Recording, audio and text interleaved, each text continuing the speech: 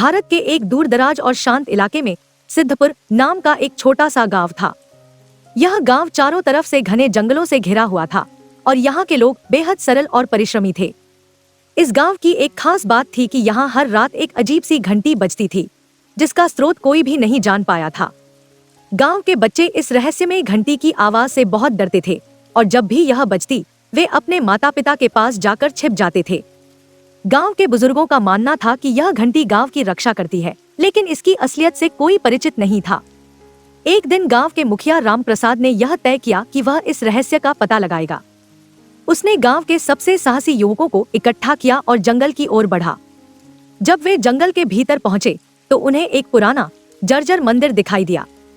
मंदिर के अंदर एक प्राचीन घंटी लटकी हुई थी जो स्वयं ही बज रही थी। राम प्रसाद ने अपने साथियों से कहा, हमें इस घंटी को बजने से रोकना होगा। शायद यही हमारे गांव की परेशानियों का कारण है। लेकिन जैसे ही उन्होंने घंटी को छूने की कोशिश की, एक तेज रोशनी चारों ओर फैल गई और राम प्रसाद व उसके साथी बेहोश हो गए। जब वे होश में आए तो उन्होंने खुद को गांव से दूर एक अनजान स्थान पर पाया। वहां कोई घर या लोग नहीं थे, केवल एक विशाल पेड़ खड़ा था। जब वे उस पेड़ के पास गए तो उन्होंने वहां एक शिलालेख देखा जिस पर लिखा था, यहाँ से लौटने का कोई रास्ता नहीं है। वे सभी घबरा गए, लेकिन तभी उन्हें एक वृद्ध व्यक्ति नजर आया। वह बोला, तुम लोग उस घंटी के रहस्य को जानना चाहते हो? तो सुनो, यह घंटी पहले गांव की सुरक्षा करती थी, लेकिन एक दुष्ट जादूगर ने इसे श्रापित कर दिया। अब जो इसे छूने की कोशिश करता है वह इस रहस्यमय जगह पर फंस जाता है। राम प्रसाद ने उस वृद्ध से पूछा, क्या हम कभी यहाँ से वापस नहीं जा सकते? वृद्ध व्यक्ति मुस्कुराया और बोला, एक ही रास्ता है।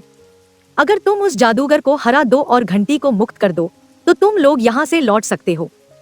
राम प्रसाद और उसके साथियों ने उस जादूगर को ढूंढने का निश्चय किया।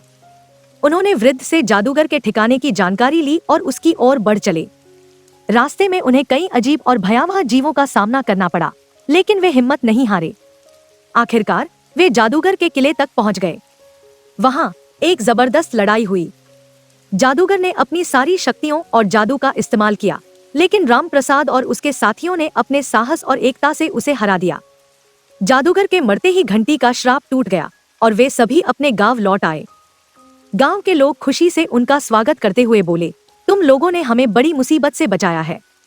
अब यह घंटी सिर्फ एक साधारण घंटी है। राम प्रसाद ने मुस्कुराते हुए कहा, यह सब हमारी एकता और साहस का नतीजा है। इस तरह सिद्धपुर गांव फिर से शांत और खुशहाल हो गया। अब गांव के लोग हर रात उस घंटी की आवाज से नहीं डरते थे, बल्कि उसे अपने साहस और एकता का प्रतीक मानते थे।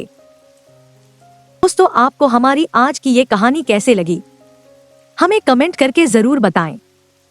अगर कहानी अच्छी लगी तो वीडियो को लाइक करें और अपने दोस्तों के साथ भी शेयर करें। मिलते हैं अगली वीडियो में एक नई कहानी के साथ।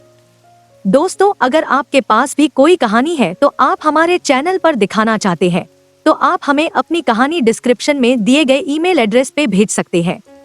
धन्यवाद।